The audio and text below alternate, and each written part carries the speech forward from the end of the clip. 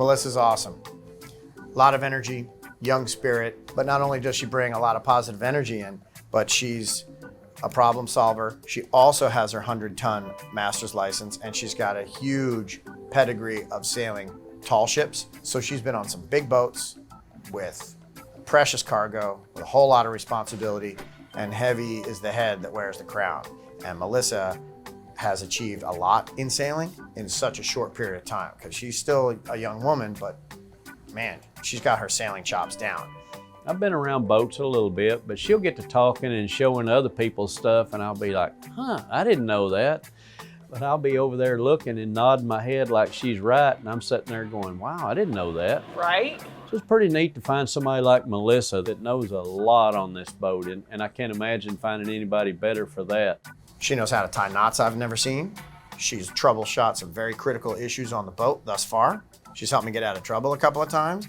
I like her. She's smart. She's capable. Most importantly, I trust her. I can't explain it, but some people are just born for adventure. They hear the calling, and they're compelled to get off the couch and see what's around the corner or over that horizon. I'm going on this quest to prove that the heart of history's greatest explorers and adventurers is alive and well today. This is your invitation to escape from reality.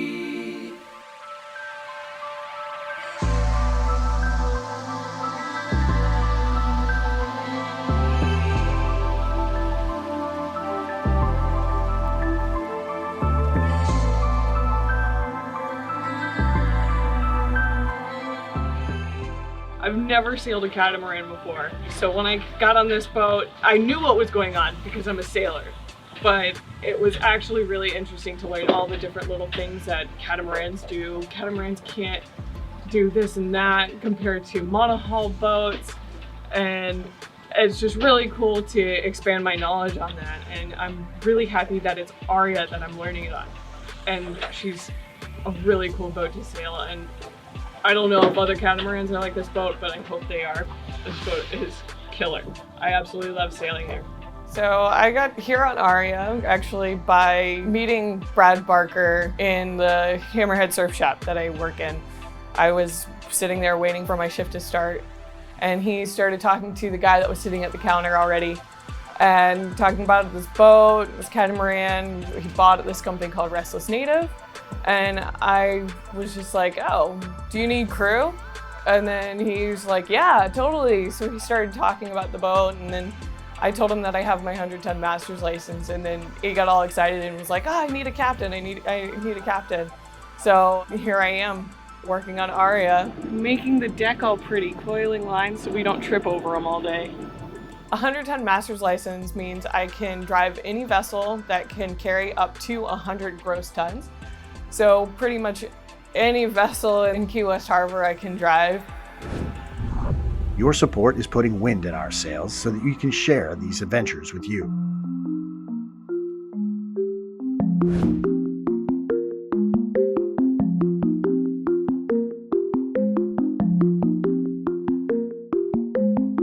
I'm from New Orleans, was born and raised there. I rode horses, my entire life from birth until high school. I thought I was going to be a horse trainer.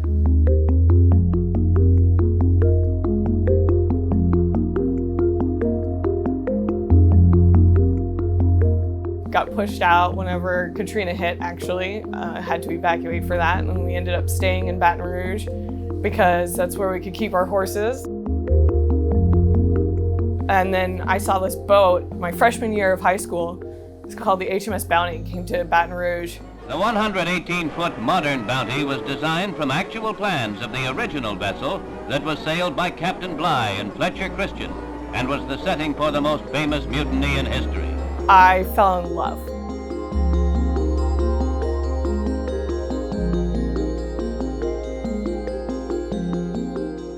I stepped on board and was like, okay, that's what I want to do.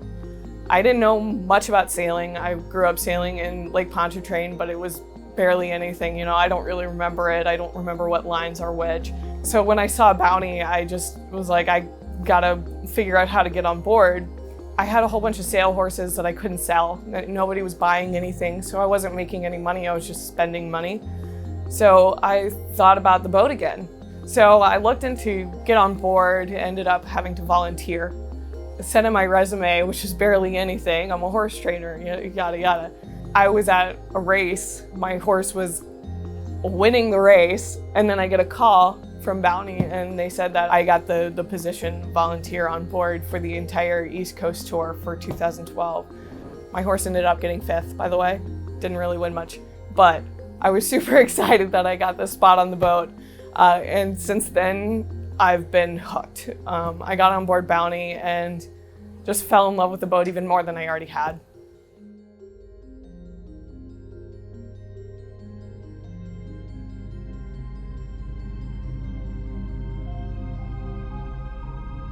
Unfortunately, during Hurricane Sandy, on October 29, 2012, Bounty sank.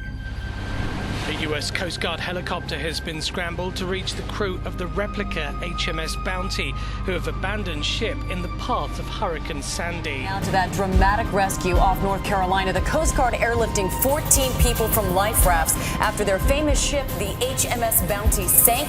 As the monster storm continued towards America's eastern seaboard, the tall ship, built for the 1962 film Mutiny on the Bounty, started taking on water. At least one person died, another is still missing. As the last survivor was hoisted aboard, the pilot was already making plans to refuel as soon as they landed, to head back out and search for 2 crew members still missing. There are a whole bunch of different problems with the boat. She was old. She wasn't actually built to last more than 50 years, but she did. They brought her to yard in Booth Bay, Maine, and there were so many different problems, but the owner didn't really do much about it. The boat didn't really have that much money, so they couldn't fix the major problems that she had, which was one of them was a rotten plank. Actually, the Coast Guard told them that they were not going to approve them for any Coast Guard licensing or anything like that until they got that fixed, but they still put the boat in the water and they still went out, which I know Captain Robin Welbridge was definitely thinking about that whenever they went out, and that was ultimately her fate.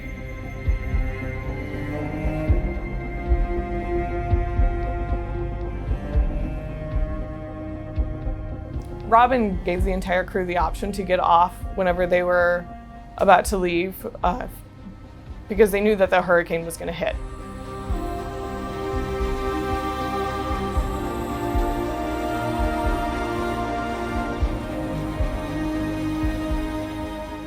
And they went into that storm. It wasn't supposed to be as big, and they ended up on the wrong side of it.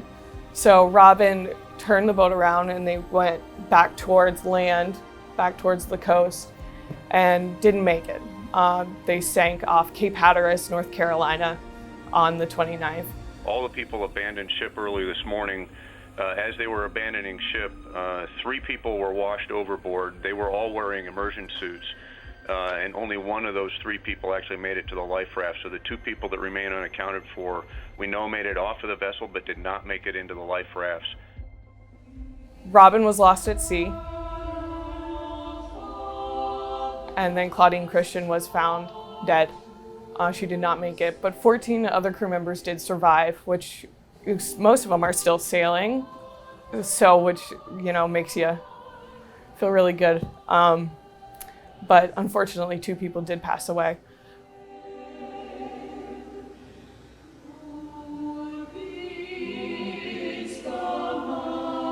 Claudine, actually, her story is pretty interesting. She was a beautiful soul, wonderful human being. She actually was the descendant of Fletcher Christian, which in the original HMS Bounty, Fletcher Christian was the first mate that led the mutiny. Ship's company! I'm taking command of this ship. Mr. Fryer, I'll have the keys to the arms chest. You'll give him nothing! And he ended up on Pitcairn Island and then made a bunch of babies, and she ended up being a descendant of Fletcher Christian. So she automatically had a connection with that boat, and she loved it. that was her story, even though she knew nothing about sailing. But she was super eager to learn just because Bounty was, you know, in her blood. And she was such a wonderful person. I'm trying to find a purpose for my bar-stage night. It's you on all daylight. She was having the most fun ever on the best ride ever. She was so happy. But deceptive to my eyes, they call you all the beautiful. Well, that's your name, you know. She was putting on her immersion suit, and then she was gone. Same thing with Robin. But I'm just glad my other shipmates are alive. I was supposed to get on board Bounty for the trip, but I ended up sailing on another boat instead. So, you know, in one way, I wish I was there just because, I don't know, I feel guilty in one way, but I'm also happy that I wasn't. So instead of me getting on board, I was actually going to meet them down in Florida. Once again, didn't happen, so I hopped on a different boat instead. All your places that I could go. It's maybe something I don't ever know. It's why I struggle and I hide. This fuel that never grows old. From the deck chairs on my patio. And my neighbors they seem to know. My barbecue and glass of wine. I remember Claudine talking about, it was one crazy night drinking, and she was talking about, if Bounty ever goes down, I want to go down with the ship. And we were all kind of like, Claudine, don't say that. Like, that's crazy talk. It's absolute crazy talk. But she said it, and then it happened. Christian's last text to her mother read, "If I go down with the ship and the worst happens, just know that I'm truly, genuinely happy." I think it was all a freak thing, but it was just crazy that she said that not even a month before the boat went down. She said a lot of crazy things, but she was just wonderful.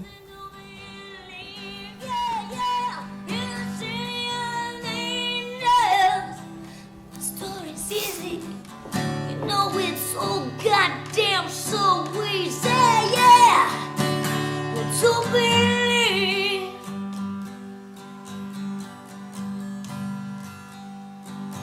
The most beautiful place.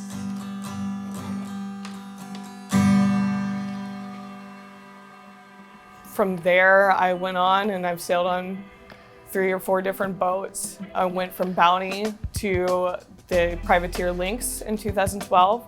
I went and worked on the Pride of Baltimore II out of Baltimore, Maryland, and spent half a year on that boat in the Great Lakes, just sailing and racing and winning all those races except for one. After Pride, I went back to training horses for a little bit.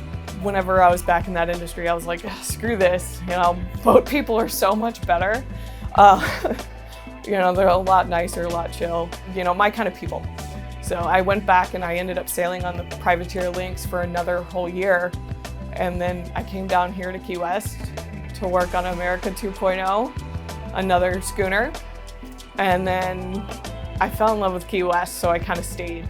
Even though I have this tattoo called Sea Gypsy, I'm not really a Sea Gypsy that much anymore because of the fact that I came here to Key West and then like stayed. So here I am working on Aria.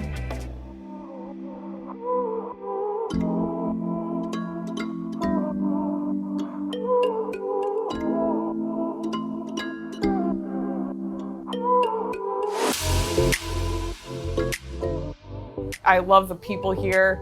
Everything's so laid back. Everything's a lot slower, super chill. The people here are a lot nicer. Nowhere's as sunny as here in Key West. It's really awesome. Even though we have multiple jobs, the stress isn't here like it is on the mainland. So that's why I love it so much.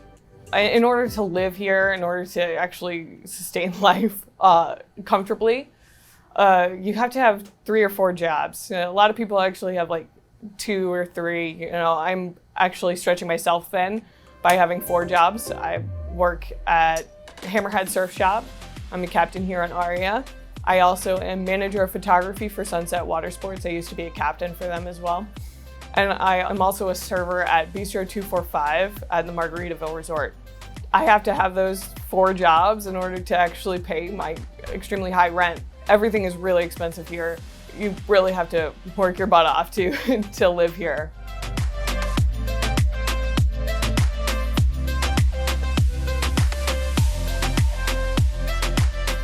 What I like most about sailing is, I believe it's the rush.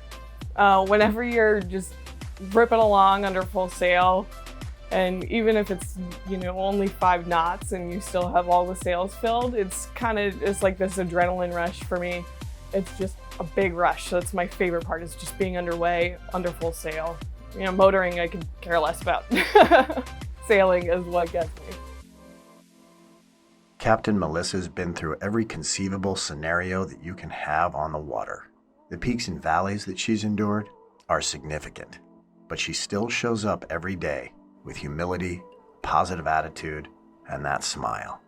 She might be the most capable sailor I've come to meet in Key West, and I certainly have a lot to learn. The ocean herself can give you some of the most peak experiences that one can have in their life. But when the ocean changes her mind, watch out.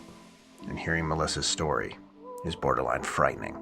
And when you hear a story like this from someone you know and care about, and realize how close tragedy can come, your takeaway is always respect the sea and try to keep yourself humble, because the sea will always win.